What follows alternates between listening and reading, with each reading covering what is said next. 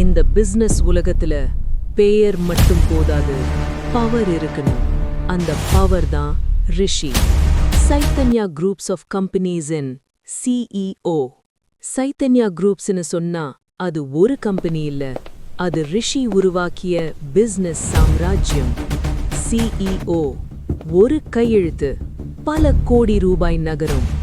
ஒரு முடிவு, மார்க்கெட் திசை மாறும். அவன் உயரம் பணத்தால மட்டும் இல்ல, அவன் நிக்கிற இடம். இந்த பிசினஸ் உலகத்துல சட்டம் எழுதுறவங்க பல பேர், ஆனா சட்டமா மாறுற ஒரே பேர் ரிஷி. அப்படிப்பட்ட ரிஷி இன்னைக்கு உடைஞ்சு நிக்கிறான். ஆஸ்திரேலியால ராயல் பிரின்ஸ் மெடிக்கல் ஹாஸ்பிட்டல்ல 34வது மாடியில ஒரு அறையில பெரிய கண்ணாடி. அந்த கண்ணாடி வழியா ரிஷி வெளிய பார்த்துட்டு இருக்கான். அவன் முகம், கோபம், வலி, இயலாமை எல்லாம் ஒரே சேர காட்டிட்டு இருக்கு. அந்த அறை ஃபுல்லா நிசப்தமா இருக்க, மெடிக்கல் வென்டிலேட்டர் மட்டும் கீ கீ சத்தம் அந்த அறையவே அதிர வைத்து கொண்டிருந்தது. அந்த சத்தம்தான் அந்த இருக்கிற ஒரே உயிரோட்டம். அந்த வென்டிலேட்டர்கள் பொருத்தப்பட்டு சுயநினைவு இல்லாமல் படுத்திருக்காள் ஒரு அழகான பொண்ணு. அவள்தான் ஹீரா. சைத்தன்யா குடும்பத்துக்கு கிட்டத்தட்ட சமமான பவர் வைத்திருக்கும் மற்றொரு குடும்பம் ஆதித்யா குரூப்ஸ். அதோட ஒரே வாரிசு ஹீரா. அதனால ரிஷி அப்பாவான குவான் சைத்தன்யா மனசுல ஒரே முடிவு, அந்த குடும்பத்தோட ரிஷி இணைக்கணும்.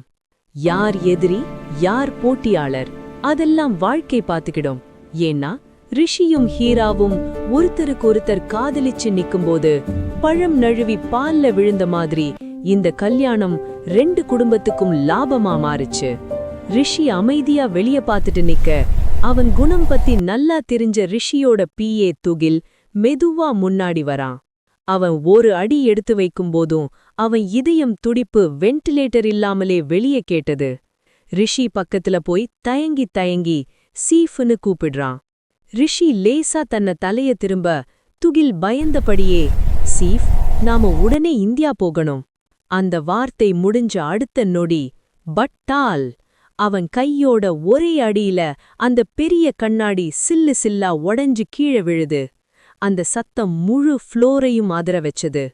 துகில் அப்படியே உறைஞ்சு நிக்கிறான். உடனே துகில் மற்றொருவனுக்கு தகவல் சொல்ல, அடுத்த சில வினாடிகள்ல அந்த ரூமுக்குள்ள இன்னொருத்தன் ஓடி வரான். அவன்தான் ராகவ், ரிஷியோட தம்பி. அவன் நிலைமைய பார்த்த உடனே புரிஞ்சுக்கிறான். ரிஷி, என்னடா இது, இன்னும் எத்தனை நாள் இப்படி பண்ண போற? அந்த நொடி ரிஷி திரும்பி ஒரே கையால துகில காற்றுல தூக்கி நிக்க வைக்கிறான். துகில் மூச்சு விடக்கூட முடியாம, ராகவ் சார், ப்ளீஸ் என்ன காப்பாத்துங்க. ராகவ் ஓடி வந்து ரிஷியோட கைய பிடிச்சு இழுக்கிறான். ரிஷி, அவனை விடு. ரிஷி. ஒரு நிமிடம் அமைதி. அடுத்த நொடி துகில் கீழே விழுறான். சாமி, ஆள விடுங்கன்னு சொல்லிக்கிட்டே அங்கிருந்து ஓடி போயிடுறான். இப்போ ரூம்ல ரிஷியும் ராகவும் மட்டும். ராகவ் மெதுவா சொல்றான், ரிஷி, நாம சீக்கிரம் இந்தியா போகலன்னா பெரிய பிரச்சனை வரும். ரிஷி திரும்பி ஹீராவை பார்த்து கோபமா கை காட்டுறான். அப்போ இவளை என்ன பண்ண சொல்ற?